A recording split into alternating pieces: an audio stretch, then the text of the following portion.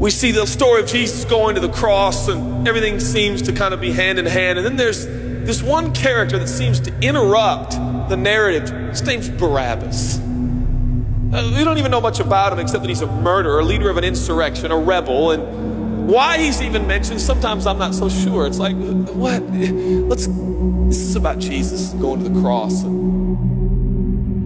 So in this moment, Pilate thinks, I hold the destinies of these two men in my hand. I know the Jews have a tradition that on a holy day, I will release one of the prisoners on death row.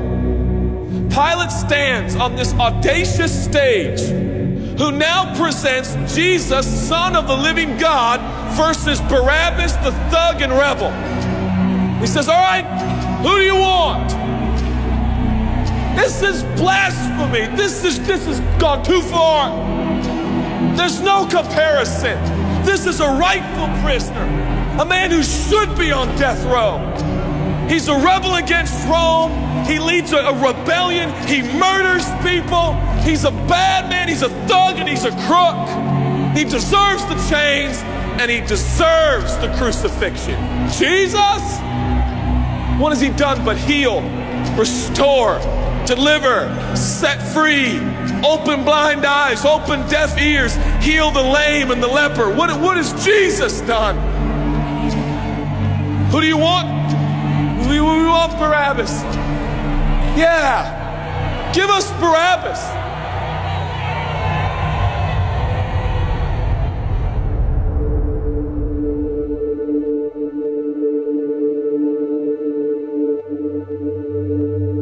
People say, give us Barabbas. The Roman soldiers come up and they put the key in and they unlock Barabbas from his chains and shackles. And he walks down the platform, welcomed by all of his thug friends. Yeah, the people love me. Yeah, that's right. I don't even know who this Jesus guy is, but all I know is my people love me. There seems to be no conscience in Barabbas. There's no record of him turning to Jesus and saying, I owe you everything now, for you have set me free. No, I don't see any of that in Barabbas. And God knew that. Jesus stood there, silent, for he knew the will of the Father.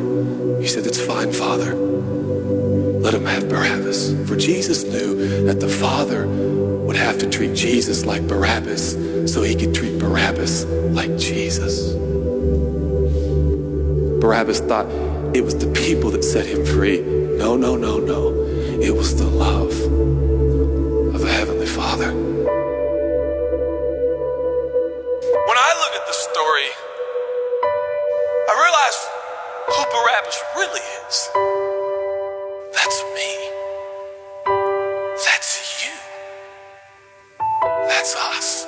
And I felt, I was reading this the other day, and I felt God speak to me. I love Barabbas. I love him. But God, he's bad, man. I love him. And I wanted him to go free. But didn't you know that he probably would have never acknowledged the free gift? Yeah, but I love Barabbas. For while we were still sinners, Christ died for us.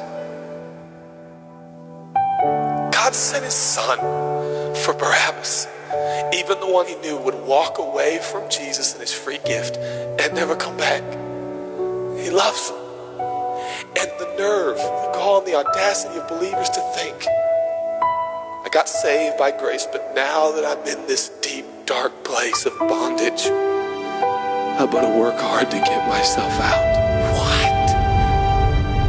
That's the opposite of the gospel. Are you bound?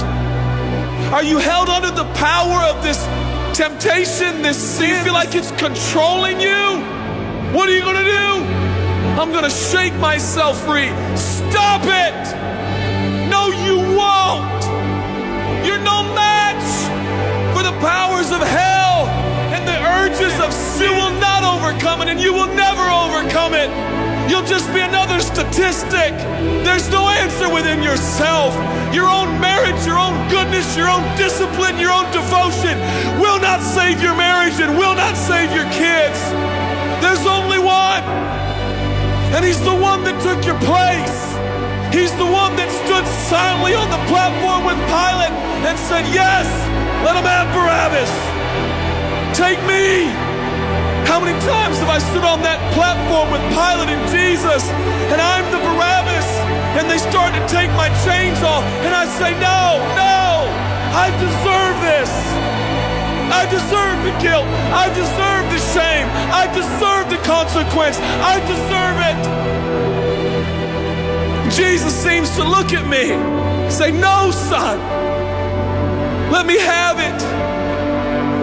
Let me have your sin. Let me have your pain. No, God, I did it to myself. I deserve it. My marriage won't make it. This is what I deserve. I deserve divorce. I deserve poverty. I deserve sickness. I deserve it all. No!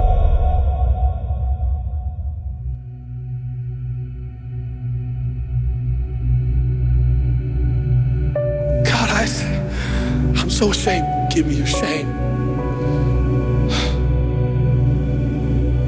But God, what if I do it again? I'll still be here. Oh God, I don't want to hurt you. I love you. I don't want to do this anymore. Give me your sins, son.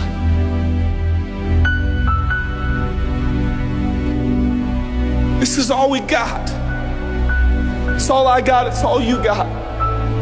We can play games. We can play church games. We can pretend like some people are better than others and that's why they're blessed, or we can all come to the honest conclusion that it's God. And it's God alone. The greatest challenge is not your discipline, your devotion, your focus.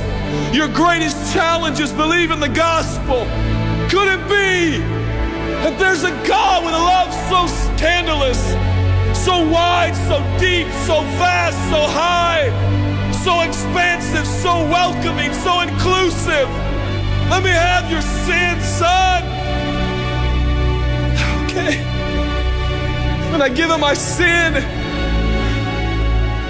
and I stand in this empty space of forgiveness and acceptance while Jesus walks off to the cross that I deserve. I see him walking to the post to be whipped. As I stand a free man, all the attention is turned now. And I feel the love of God saying, go son, live your life. I'll pay the price. Where did we get off thinking that we were gonna set ourselves free? It's still Jesus. It'll always be Jesus. It'll never stop being the power of Jesus. If his blood is sufficient for your salvation, his blood is sufficient to sustain you through every challenge and every sin and every temptation. Jesus is enough.